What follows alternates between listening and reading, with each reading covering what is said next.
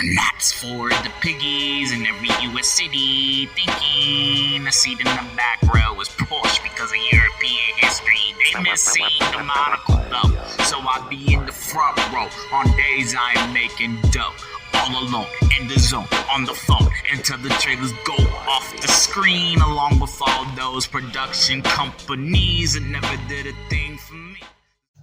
I had my reservations before I sat down to watch Dylan Myers' stoner comedy, The Wrong Girls. Myers' spouse, Kristen Stewart, naturally has top billing, and as a millennial who grew up watching her evolve like Ellen Nee Elliott Page, I expected a fully feminist film that I would love to hate.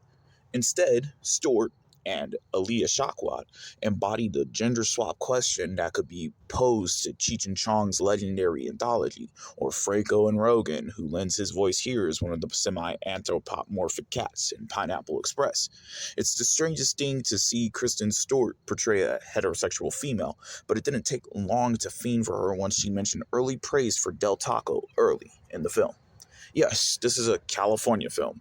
Marijuana, Del Taco, economical inequality, and the libtard mindset that oppressive governments can be fought with ingesting hallucinogens. It's all there.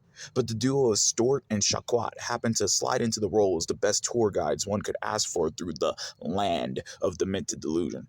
Add in squid fluids with psychedelic properties, leading into a plot that puts Lakeith Stanfield in a role that he easily could have carried to become a blaxploitation legend should he have been born about 5 decades earlier. And The Wrong Girls can see Neon having the rights to a stoner classic, accessible to a wide variety of audiences like the ones before it.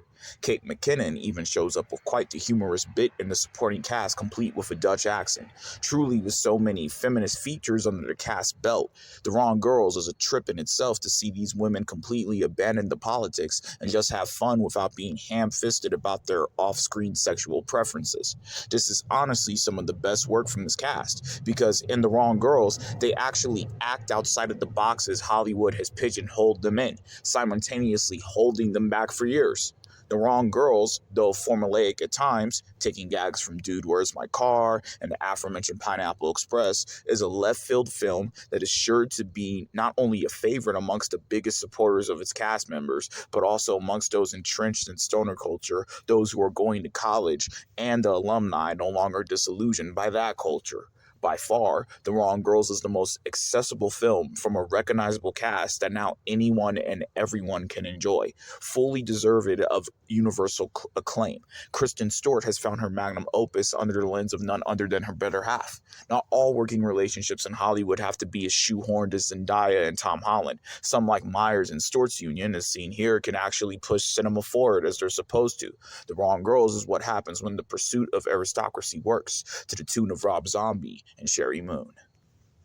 Pop your popcorn, that's for the piggies in every US city thinking a seat in the back row is Porsche because of European history. They miss seeing the monocle though, so I be in the front row on days I am making dough.